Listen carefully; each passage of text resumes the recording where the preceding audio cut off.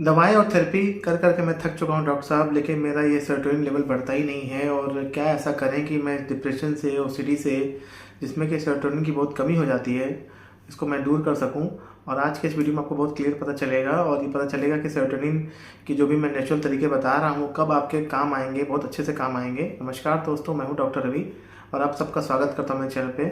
आप सब यूट्यूब पे देखकर समझ ही गए होंगे कि आजकल जैसे कि हर कोई बताता है, मैं भी बताता हूँ कि डिप्रेशन, ओसीडी, फोबिया और जो भी एंग्जाइटी डिसऑर्डर्स होते हैं उसमें सेरोटोनिन की कमी हो जाती है। और हम सब दवा खा खा के परेशान हो जाते हैं, थक जाते हैं। 2 साल से कोई खा रहा है, 10 साल से कोई खा रहा है दवा, लेकिन ये पेशेंट ठीक ही नहीं होते हैं। इसकी बहुत सारी बातें मैंने की हैं। आज मैं बताने वाला आपको नेचुरल तरीके कि क्या नेचुरल तरीके होते हैं, क्या डेली लाइफस्टाइल में हम चेंजेस करें और कैसे फूड हम खाएं, किस तरह के अपने टेक्निक यूज़ करें, क्या क्या ज़िंदगी में बदलाव लाएं जिससे कि हम अपने सेरोटोनिन लेवल को बढ़ा सकते हैं। जो न्यूरोट्रांसमीटर है, हैप्पी जो केमिकल है, इसके लेवल को हम बढ़ा सकते हैं। और ये कब असली में काम आता है, क्या सारे पेशेंट में ये इस तरह के नेचुरल तरीके से काम हो जाएगा। इस वीडियो को पूरा ध्यान से देखेंगे तो अंत तक आप पूरा क्लियर समझ जाएंगे। जैसे कि मेरे चैनल का नाम है ऑनेस्ट साइकियाट्रिस्ट, तो मैं आपको जो भी बातें बताऊंगा अपनी बहुत ईमानदारी से बताऊंगा। और आप सब मुझ पर ट्रस्ट करते हैं, मैं ये बात जानता हूं, तो मुझे अपने इस ब्रांड को ख़राब नहीं करना है। तो मैं वो क्लियर बताने वाला हूं कि ये जो तरीके हैं आपको कितना फ़ायदा करेंगे। सेरोटोनिन है वो 90% तो गट में बनता है। गट जो हमारी होती है, आंतें होती है, उससे बनता है। और 10% में से कुछ परसेंटेज ब्रेन में बनता है। उसमें भी एक जगह होती है रेफे न्यूक्लियस, वहाँ बनता है। प्लेटलेट में पाया जाता है। अक्सर ऐसा देखा गया है कि डिप्रेशन में, ओसीडी, फोबिया, एंग्जाइटी डिसऑर्डर में सेरोटोनिन की कमी हो जाती है। हम सब सुनते भी हैं, एंटी डिप्रेसेंट जो दी जाते हैं, एसएसआरआई होते हैं, सेरोटोनिन लेवल को बढ़ाते हैं। मैंने भी बोला है, सबने बोला है। एसएनआरआई, जो भी जितने भी डिप्रेशन की दवाइयाँ होती हैं जो हम सब खाते हैं, या कई बार ओसीडी में भी डिप्रेशन की दवाइयाँ दी जाती हैं, तो वहाँ पर सेरोटोनिन लेवल को बढ़ाया जाता है। तो एज ए पेशेंट हम सोचते हैं कि क्या हम ऐसा करें जिससे कि हमको साइड इफेक्ट भी ना हो। नेचुरल तरीके कौन से हो हम कर सकते हैं, अपनी ज़िंदगी में क्या बदलाव लाएं, हमको कोई तरीका पता चल जाए, सही तरीका पता चले एकदम ईमानदारी से, वो मैं आपको बता रहा हूँ। सबसे पहले तो दिन की शुरुआत जो हमको करनी चाहिए, उसमें आपको अपने अंदर कुछ बदलाव लाने पड़ेंगे। कि सुबह थोड़ा कोशिश करिए कि 6-7 बजे तक आप उठ जाएं, अगर आप बहुत जल्दी नहीं उठ सकते तो। अगर आप जल्दी उठ जाते हैं 5 से 6 बजे, तो आप सनराइज़ देखा करिए। सनराइज़ जब आप देखते हैं तो सुबह की जो सूर्य की किरणें होती हैं बहुत अच्छी होती हैं और मन थोड़ा फ्रेश हो जाता है। अगर आपके घर के आसपास लॉन है, कोई नेचुरल मतलब एरिया है, तो अच्छी बात है। वहाँ पे आप नंगे पैर, बेयर फुट भी आप चल सकते हैं। जो ओस की जो बूंदें होती हैं ना, जैसे ठंड में जो आती हैं, या फिर गर्मी में भी जब सुबह सुबह घास पे चलेंगे और नंगे पैर आप चलेंगे 5 से 10 मिनट, तो आपको बड़ा अच्छा रिलैक्सिंग महसूस होगा। और नेचर के जितना ही करीब रहेंगे उतना ही अच्छा महसूस होता है। आपने कभी ऐसा महसूस किया होगा, जब भी आप सुबह उठते हैं, अब जब सूरज निकल रहा है, सनराइज़ हो रहा है, तो बड़ी अच्छी फीलिंग होती है। ब्रेन में हमारे नेचुरली जो भी और डोपामीन, एंडोर्फिन्स रिलीज होने लगते हैं। हमें लगता है कि हमने कुछ किया है, आज दिन की शुरुआत बहुत जल्दी हो गई है, बड़ा अच्छा महसूस होता है, बड़ा लंबा टाइम लगता है। तो होता क्या है, जैसे मान लीजिए आप सुबह 6 बजे उठ गए और एक दिन आप अगर 8-9 बजे उठते हैं, तो अगर आप 9 बजे उठते हैं तो आपको वैसे ही बहुत मतलब अलग सा नेगेटिव फीलिंग आती है कि अरे भाई मैं तो बहुत लेट उठा, तो दिन की शुरुआत ही बहुत ख़राब हो जाती है।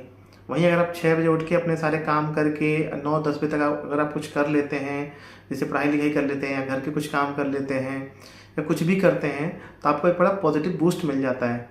जैसे सुबह सुबह आपको कुछ एक ताकत मिल जाती है। इसको ऐसे समझें जैसे कई बार आप मैच देखते होंगे, 50 ओवर का मैच होता है, तो 10 ओवर का जो पावर प्ले होता है, जो लड़के मैच देखते हैं वो अच्छा रिलेट कर पाएंगे इस बात को। तो अगर कोई क्रिकेटर पावर प्ले में बहुत अच्छा स्कोर कर लेता है, बहुत अच्छा, तो उसके लिए एक बूस्टअप हो जाता है, अच्छे रन बनने के चांस हो जाते हैं। उसी तरह से अगर दिन की शुरुआत आपकी एक पॉजिटिव वे में हो रही है, सुबह जल्दी हो जा रही है, तो एक बहुत अच्छी शुरुआत हो जाती है और वहाँ से सेरोटोनिन लेवल बढ़ने लगता है। दूसरी चीज़ आप सब जानते ही होंगे कि मेडिटेशन, योगा कितना फ़ायदा करता है। होता क्या है कि हम सब जानते हैं लेकिन कर नहीं पाते हैं। क्यों? क्योंकि मन इतना उदास रहता है, इतना मन में बेचैनी रहती है, उल्टी सीधी बातें चलती रहती हैं, ओवर थिंकिंग चल रहा होता है। किसी को ओसीडी है तो उसके कंपल्शंस चल रहे होते हैं, किसी को फोबिया है तो डर रहा होता है इंसान, या कोई डिप्रेशन में है, अगर उसको कुछ भी अच्छा नहीं लग रहा है, तो ये चीज़ बहुत मुश्किल हो जाती है। मैं इस बात को समझ सकता हूँ। अगर आप योगा मेडिटेशन नहीं कर सकते हैं तो ज़बरदस्ती थोड़ा वॉक करिए। सुबह नहीं कर सकते हैं तो शाम को वॉक करिए। कुछ एरोबिक्स एक्सरसाइजेस करिए। जब आप एक्सरसाइज करते हैं, एरोबिक करते हैं, जिसमें कि थोड़ा बहुत आपको पसीना आता है, तो शरीर में ये हैप्पी केमिकल्स निकलने लगते हैं। अगर शुरुआत में आपका मन नहीं लग रहा है, ये बात मैं आपको नोट कर रहा हूँ, बता रहा हूँ, शुरुआत में आपका मन नहीं लग रहा है, बुरा मन बोल रहा है कि अरे कुछ भी करने का मन नहीं कर रहा है, कैसे करें, तो ज़बरदस्ती करिए, ज़बरदस्ती टहलिए थोड़ा बहुत। मतलब ऐसा नहीं कि 10 मिनट आधा घंटा टहलना है। अगर आपको मन बोलता है कि नहीं मैं टहल नहीं सकता, तो मन को बोलिए, उसको बेवकूफ़ बनाइए कि चलो 2 मिनट टहलते हैं, चलो 2 मिनट एक्सरसाइज कर लेते हैं। रस्सी कूदना, टहलना, तेज़ तेज़ टहलना। मान लीजिए आपका बिल्कुल इच्छा नहीं हो रही तो थोड़ा बहुत करिए, क्योंकि नेचुरली तो कुछ ना कुछ तो करना होगा। ये बात हमें समझनी है, क्योंकि इसके बाद जो तरीके हो जाते हैं फिर मेडिकेशंस के होते हैं, फिर फालतू के साइड इफ़ेक्ट्स होते हैं, बाकी चीज़ें होती हैं, पैसे खर्च करने होते हैं। तो थोड़ा अपने आप को बाकी चीज़ों से अलग हट के करना पड़ेगा। मान लीजिए आप अकेले रहते हैं तो किसी दोस्त को साथ ले लीजिए, उसको बोलिए कि तुमको भी साथ चलना है, तुम मुझे साथ लेके चलना। परिवार वालों के साथ लेके चलिए। सुबह नहीं कर पा रहे हैं तो शाम को करिए, कभी ना कभी करिए। करने से मतलब है, अगर आप सुबह नहीं टहल पा रहे हैं, आलस लग रहा है, तो शाम को करिए, क्योंकि हमारा एक पैटर्न बन जाता है, एक तरह की आदत बन जाती है। कई बार हमें बहुत आलस लगता है। मान लीजिए अभी गर्मियाँ हैं तो गर्मियों में आप सुबह उठ जा रहे हैं, लेकिन ठंड में तो नहीं उठ पाते कई लोग, तो इसलिए आप शाम को टहलिए, कभी ना कभी टहलिए, या सुबह या शाम, उस समय टहलिए। तो अपने मन में पॉजिटिव चीज़ें सोचिए, फ्यूचर के बारे में रियल सोल्यूशंस सोचिए। अगर आप योगा कर सकते हैं, मेडिटेशन कर सकते हैं, तो माइंड में पॉजिटिव विजुअलाइजेशन करिए। विजुअलाइजेशन टेक्निक्स होती हैं कि नहीं मेरा डिप्रेशन ठीक हो गया है, मैं ठीक हो रहा हूँ। कई बार हमारा मन ये मानता नहीं है कि नहीं नहीं ठीक नहीं हुआ है, अभी कहाँ ठीक हुआ है, मुझे तो बीमारी है। तो उसको बोलिए कि नहीं धीरे धीरे ठीक हो रहा है, मैं आज जो हूँ वो कल से पहले से ज़्यादा ठीक हूँ, आज जो मेरे चीज़ है वो पहले से ज़्यादा अच्छा है। थोड़ा ग्रेटिट्यूड की भावना अपनाइए, क्योंकि ऐसा रिसर्च में पाया गया है कि लगभग 7 से 8 लाख लोग पूरी दुनिया में रात में सोते हैं, सुबह उठ नहीं पाते हैं, उनकी मौत हो जाती है। तो कम से कम हमको भगवान का शुक्रिया अदा करना चाहिए कि भाई कम से कम आज जगे हैं तो जिंदा तो हैं। बहुत से लोग तो रात में मर गए, किसी को हार्ट अटैक आ गया, किसी को कुछ हो गया। तो ये जो हमको ज़िंदगी मिली, हमको शरीर मिला है, क्योंकि मरना तो तय है एक समय बाद, लेकिन आज तो हम जिंदा हैं, इसलिए भगवान का हमको थैंक यू करना चाहिए सबको लेकर। रात में सोने जाइए तो भी भगवान को थैंक यू करिए। अगर आपका मन नहीं कर रहा है तो भी करिए, क्योंकि कई बार डिप्रेशन में या हमारी बीमारी थोड़ी ज़्यादा होती है तो मन नहीं करता है, तो हमें थोड़ा एक्ट करना पड़ेगा, बाहरी मन से करना पड़ेगा। जब हम बार बार करने लगेंगे तो हमारी एक आदत बनेगी। बिना मन के वॉक करना होगा। अगर आप 2-3 किलोमीटर नहीं वॉक कर पा रहे हैं तो 100-200 मीटर वॉक करिए, बाहर निकल के थोड़ा टहलिए।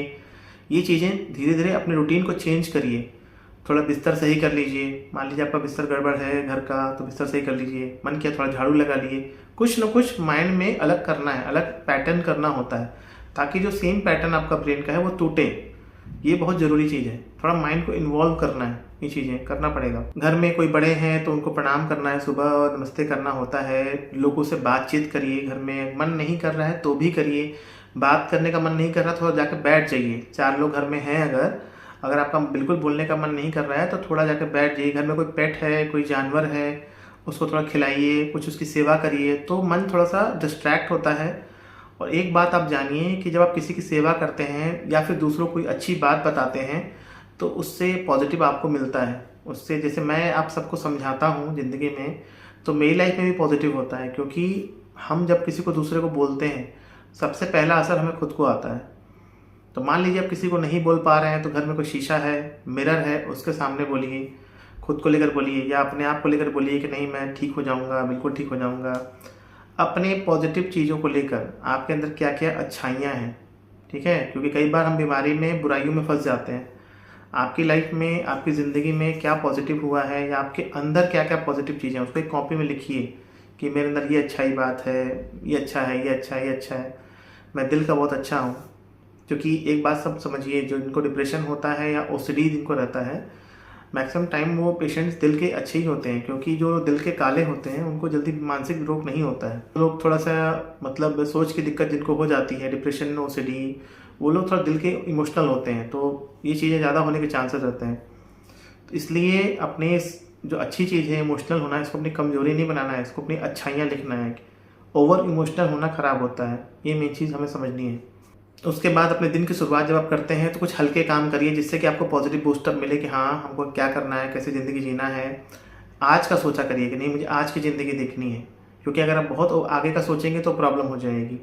तो ये सब करने से थोड़ा सेरोटोनिन लेवल बढ़ता है। उसके बाद खान पान का बहुत हमको ध्यान देना होता है, क्योंकि खान पान से भी सेरोटोनिन बढ़ता है। तो हमेशा अपने डाइट में ट्रिप्टोफान रिच फूड्स को यूज़ करना है, क्योंकि ट्रिप्टोफान जो होता है एक एसेंशियल एमिनो एसिड होता है, वो सेरोटोनिन का प्रिकर्सर होता है।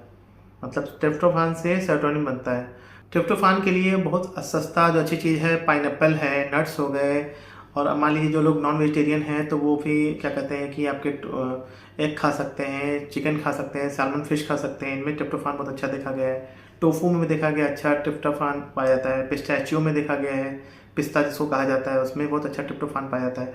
इन सब चीज़ों को डेली अपने लाइफस्टाइल में यूज़ करना है। सोयाबीन सीड, जो भी सीड्स पाए जाते हैं, इनमें भी ट्रिप्टोफान का काफ़ी अच्छा मात्रा पाया जाता है। तो इसको यूज़ करना है अपने डाइट में और रेगुलरली खाना पड़ेगा। ऐसा नहीं कि आपने 2-4 दिन खाया और आपका ट्रिप्टोफान लेवल बढ़ गया, सेरोटोनिन बढ़ गया। कम से कम 1 से 2 महीना, 3 महीना तो खाना ही होता है। और बहुत सारे सप्लीमेंट्स भी आते हैं जिसमें कि ट्रिप्टोफान एक एसेंशियल एमिनो एसिड अच्छा पाया जाता है। वो सब भी बातें हैं। ऐसी चीज़ें जो हम खाते हैं सस्ती और अच्छी, या फिर मान लीजिए कि हमको ऐसी चीज़ खानी है जो हम लंबे समय तक खा सकें। जैसे बनाना लंबे समय तक खा सकते हैं, पिस्ता भी चलिए महंगा होता है लेकिन खा सकते हैं। और उसके बाद बाकी चीज़ें जो होती हैं हम जिसको कि हमको खाना होता है, एवोकाडो खा सकते हैं। इन चीज़ों को अपने डेली लाइफ में खाना है। पाइनएप्पल भी बहुत अच्छा सोर्स होता है, क्योंकि लंबे समय तक खाएंगे तो ही फ़ायदा करेगा। ऐसा नहीं कि 1 हफ्ते में आपने खाया और आपको फ़ायदा हो गया, सेरोटोनिन बहुत बढ़ गया और ठीक हो गया। दूसरी चीज़ है, रात में जब आप सोएं तो पूरा नींद लेकर सोएं। जो पूरा नींद आप सोएंगे तो बढ़िया फ़ायदा करेगा। लेकिन कई बार डिप्रेशन में, जब ज़्यादा गंभीर डिप्रेशन होता है, मैं समझ सकता हूँ, तो नींद कई बार नहीं आती है और मॉडरेट लेवल पे होता है तो भी नींद नहीं आती है। तो उसमें अपने आप को रिलैक्सिंग एक्सरसाइजेस करने होते हैं। मतलब ओवर थिंकिंग नहीं करना होता है, आज का सोचना होता है। कई बार हमको बातें समझ में नहीं आती हैं, कोई प्रॉब्लम सोल्यूशन नहीं निकल पाता है, तो हमें सोचना होता है कि जो सोचना था मैंने आज सोच लिया और कल की प्रॉब्लम हम कल सोचेंगे। अगर मैं ईमानदारी से बताऊं, जो भी तरीके मैंने आपको बताए हैं, ये सारे तरीके माइल्ड डिप्रेशन, माइल्ड ओसीडी, हल्के फुल्के ओसीडी में काम करते हैं। या जिसको थोड़ा बहुत स्ट्रेस है, थोड़ा बहुत लाइफ में तनाव है और बाकी सब लाइफ में ठीक ठाक चल रहा है, थोड़ी बहुत नींद की प्रॉब्लम है या थोड़ा बहुत मन उलझन में आ जाता है, इनको ये नेचुरल तरीके बहुत ज़्यादा फ़ायदा करते हैं। जिसको बहुत गंभीर समस्या हो गई है, सुसाइडल अटैम्प्ट हो रहा है, आइडिएशन हो रहा है, बिल्कुल नींद नहीं आ रही, 6-6 घंटे रात में नींद नहीं आ रही, 3 दिन से सोए ही नहीं हैं, 50-50 बार कंपल्शंस हो रहे हैं, और उनके बाद रिचुअल्स कर रहे हैं, रिलीजियस ओसीडी है, मन्नत ओसीडी है, फोबिया है, कार्डियोफोबिया, मतलब जिसकी बीमारी बहुत गंभीर है। और वो ये सोच रहा है कि इन तरीकों को यूज़ करके हम सारा डिप्रेशन ओसीडी अपना बिल्कुल ठीक कर लेंगे। तो थोड़ा सा ये इम्पॉसिबल सा होता है, क्योंकि उस समय तक आपकी माइंड की, ब्रेन की कंडीशन बहुत ख़राब हो जाती है। एक बीमारी, मानसिक रोग कैसे बनता है, धीरे धीरे एक बुरी आदत बनती है, फिर आदत के बाद एक बीमारी बन जाती है।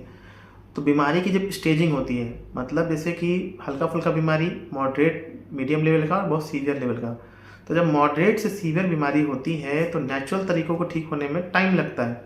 इसलिए यहाँ पे थेरेपी भी कई बार काम नहीं आती, थेरेपी भी कई बार काम करती है, धीरे धीरे काम करती है, इसमें समय लग जाता है। तो मैं आपसे कोई गलत वादा नहीं करना चाहता हूँ, कोई गलत बात नहीं करना चाहता, क्योंकि ये चैनल ही मेरा ईमानदारी वाला है। मैंने आपको जो तरीके बताए हैं वो आपको बूस्ट करेंगे, वो आपको एक अच्छा मदद देंगे, साथ में ऐसे थेरेपिस्ट के साथ, डॉक्टर के साथ, साइकेट्रिस्ट के साथ, जो आपको थेरेपी दें, काउंसलिंग करें, या अगर जरूरत पड़े तो मेडिकेशंस दें। उसके बाद अगर ये जो तरीके, नेचुरल तरीके हमने बताए हैं, जो भी शुरू से मैंने बताया कि योगा, मेडिटेशन, वॉक और सन एक्सपोजर या ट्रिप्टोफान रिच फूड, ये आपको बहुत हेल्प करेंगे, आपके जो बीमारी के समय को कम कर देंगे।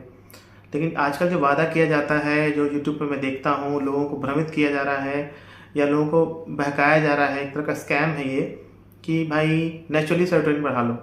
इसका मतलब कि सारी काउंसलिंग, सारी थेरेपी बेकार है, सारा जो ट्रीटमेंट, मेडिकेशन सब बेकार है।